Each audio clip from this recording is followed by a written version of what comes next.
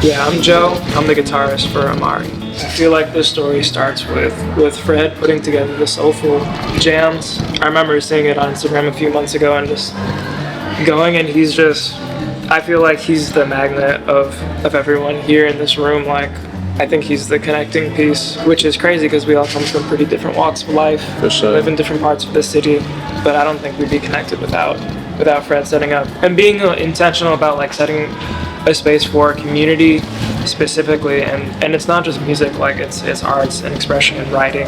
Yes, I'm Fred. I play the bass, the keys a little bit. You might hear me sing for Amari. You know, we've been playing with each other for a couple months now, and it's very clearly like a plant. It's growing. We are just, you know, planting the seed. Now we're putting the time in to nurture it and allow it to, you know, move at its own pace while moving with intention. So, you know, there's a lot more to come. I would love to echo those sentiments. I am Caleb, but I also go by Cbro, CBRO. I was on Instagram one time and I saw his story, and it was about the Soulful Jam sessions, and it was, I think, late April, I think April 27th or something. Don't quote me on it though. So I wasn't doing anything, and I was like, you know what? Let me actually go play some instruments. And then I walked in and the space was just so beautiful. And then he immediately came to me and was like, yeah, bro, you play? I was like, yeah, I play drums. He was like, yeah, hop on. I'm like, here we go. Since that point, it's like the moment we played together, I was like, yeah, let's build this. And shout out Amari, shout out my guys. I love these people so much. My name's Nicholas. My friends call me Nico.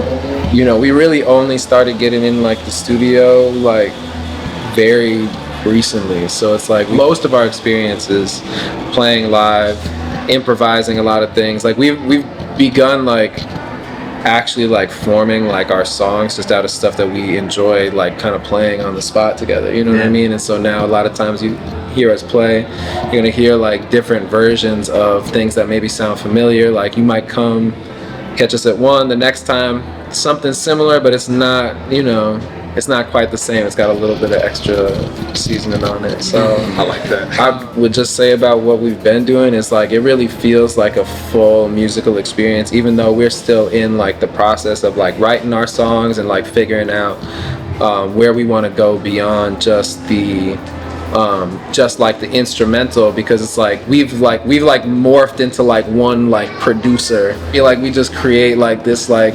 R&B, Spanish kind of like jazz, like I don't know, like it's just got it's a lot of fusions.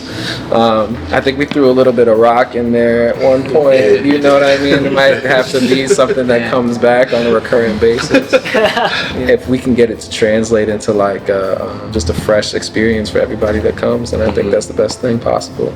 Hi, I'm Autumn.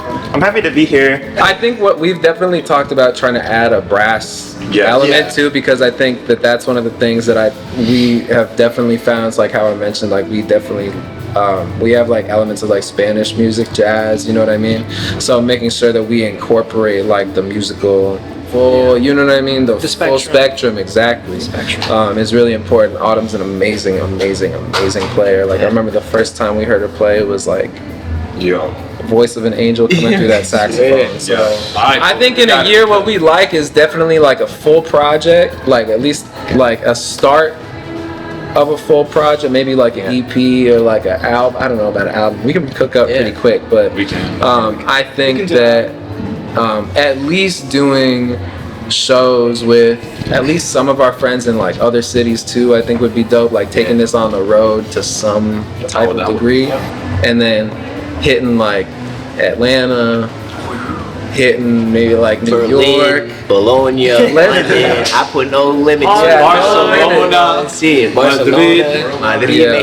Mexico. Pardon me for trying to be modern. What's the term? Modern. Yeah, pardon me for trying to be modern. Yeah. Yeah, and keeping a consistency in that experience that you hear people speak on. I think there's something beautiful to the fact that we don't focus on it being perfectly polished, but keeping it consistent, you know, and that is part of, I think, what we all love about hearing music live is like you can tell that's other humans making this noise more or less like for the other people in the room. And in order to do that, we're learning to be the most impactful, you know, extent is to keep it like authentic, keep it real, like mess up, try something new and mess up, but and then learn that okay, maybe that's not totally how we want to go about it, and just Sometimes that happens for real. yeah. It's in real time. Yeah. I mean, there's something to be said, obviously, for a great song that's structured and polished, but yeah, man, if you hit something 500 times, you could probably do it. Dude, that's the thing, because I always feel like the nice thing about these is that like you're coming to a show, it's really like a rehearsal for like the totally different show that the next one's gonna be. In a way, you know what I mean? This came from an intention. This came from listening and intuition. So the fact that it's doing what it's doing is all that we could ask for. For real. So thank you, and shout out Marsz Flight. Yeah. Take the time to do this, ask us questions, get us to think about this, and put the spotlight on us. Quite literally, we If appreciate you want to reach out, ask for any events or planning, or you know, wherever you want to see Amari, AMARI at the 6 THE the number 6 IX.com.